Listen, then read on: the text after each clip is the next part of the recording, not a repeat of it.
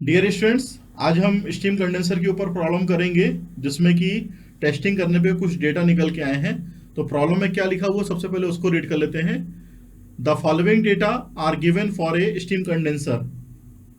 तो पहला डेटा दिया है condenser vacuum 700 mm of H G, barometer reading 760 mm of H G, temperature of condenser 37 degree centigrade, air leakage into the condenser ये दिया है 0.005 kg पर kg ऑफ स्टीम।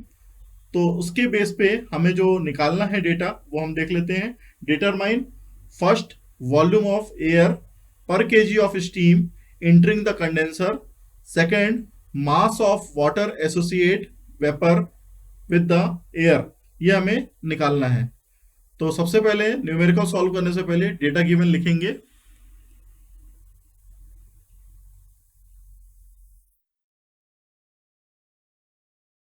तो पहला डेटा दिया है वैक्यूम प्रेशर,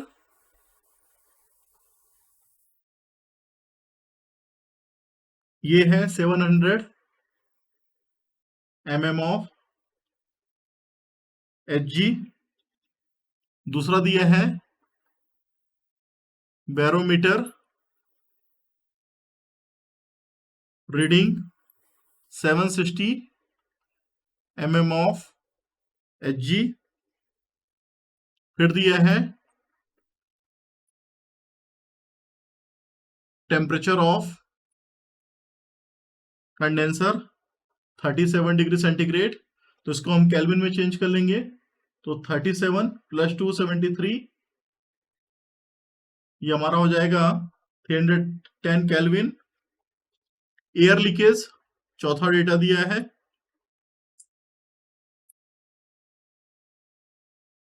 जिसे कि मास ऑफ एयर बोलते हैं, 0.0005 kg पर kg ऑफ स्टीम दिया है। अब हमको जो फाइंड आउट करना है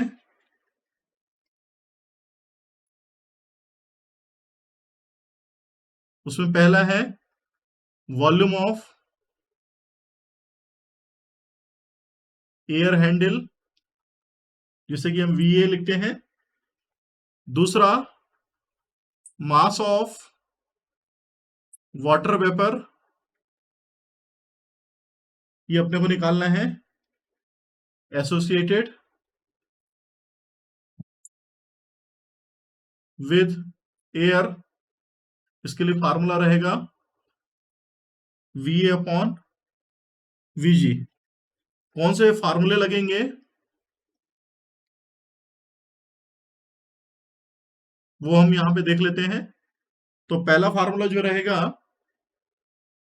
PC, जिसे कंडेंसर प्रेशर बोलते हैं, बैरोमीटर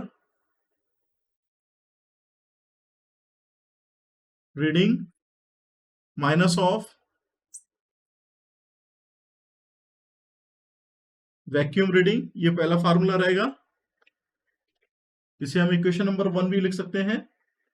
दूसरा formula PA VA is equal to MA RT, दूसरा फार्मूला, दूसरी इक्वेशन लिख सकते हैं इसको।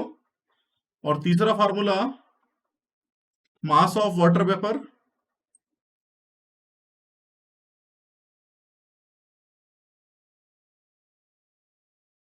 तो ये फार्मूला रहेगा इसके लिए V अपॉन VG। इसे इक्वेशन नंबर 3 लिख सकते हैं। तो सबसे पहले कंडेंसर प्रेशर निकालेंगे।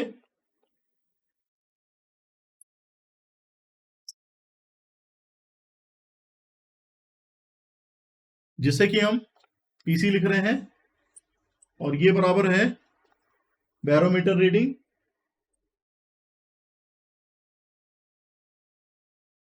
Minus of vacuum reading. तो बैरोमीटर रीडिंग है 760, वैक्यूम रीडिंग है 700। बैरोमीटर यहां पे दिया डेटा गिवन में, वैक्यूम रीडिंग दी है, वैक्यूम प्रेशर 700। तो यहां से हम कैलकुलेट कर लेंगे तो मिलेगा 60 mm ऑफ मरकरी, या Hg बोलेंगे, और इसी को चेंज कर सकते हैं न्यूटन पर मीटर स्क्वायर में या बार में। तो 60 मल्टीप्लाई बाई 0.00133 करेंगे तो यहां से हमारे पास बार में आ जाएगा कंडेंसर प्रेशर 0.0798 बार। उसके बाद from steam table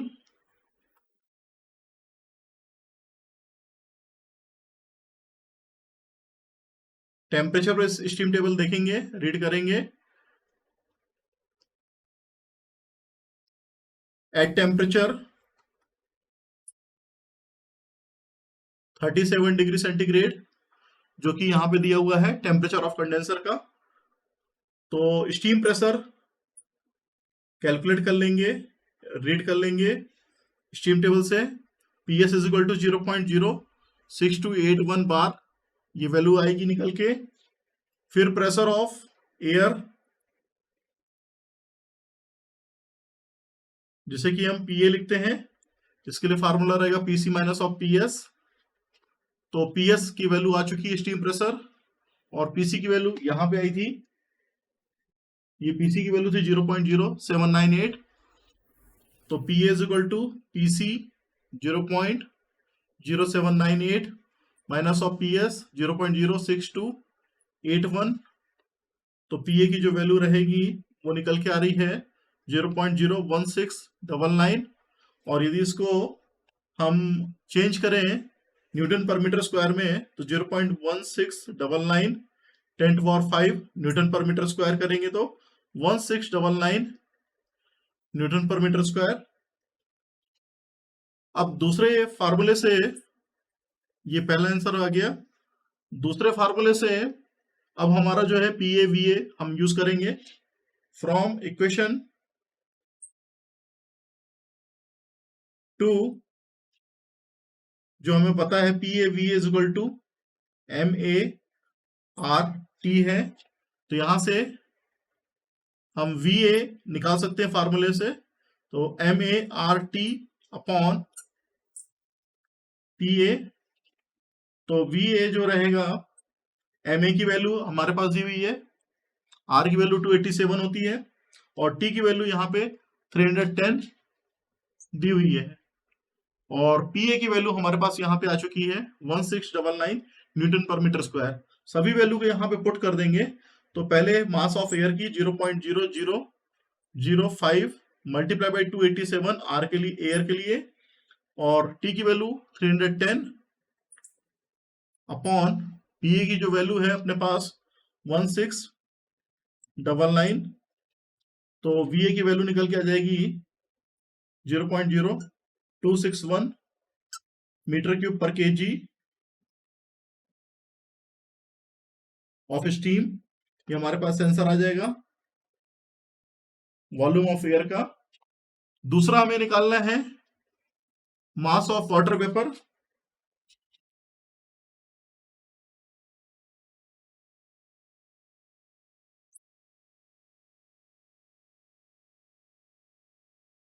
mass of water vapour के लिए यहाँ पे 37 डिग्री सेंटीग्रेड पे हमारे पास जो वॉल्यूम ऑफ वेपर होगा उसको रीड कर लेंगे। तो from steam table temperature base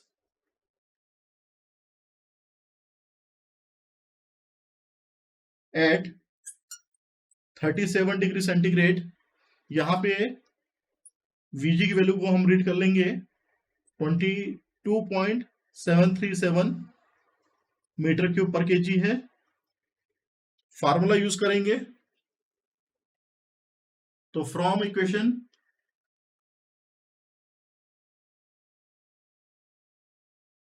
3 जो कि मास ऑफ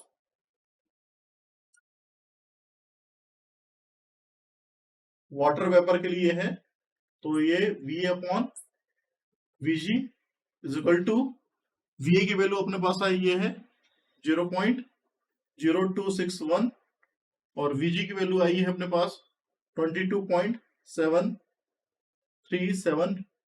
तो इसके हिसाब से निकल के आएगी वैल्यू 0.00 114 kg। तो ये आपका answer mass of water vapour का भी आ गया।